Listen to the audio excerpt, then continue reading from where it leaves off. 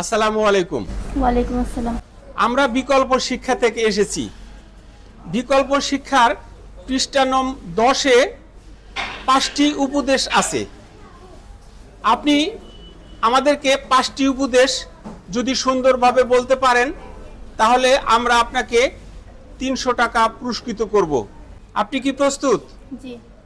ধন্যবাদ। তাহলে আপনি এক এক করে 5টি উপদেশ আমাদেরকে বলবেন।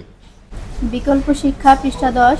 কখনো মিথ্যা কথা বলবো না, খাবারে কোনো প্রকার কেমিক্যাল বা ভেজাল মেশাবো না, ওজনে কম দিব না, কোনোভাবেই কাউকে ঠকাবো না, ঘুষ নেব না, ঘুষ দিব না। ধন্যবাদ।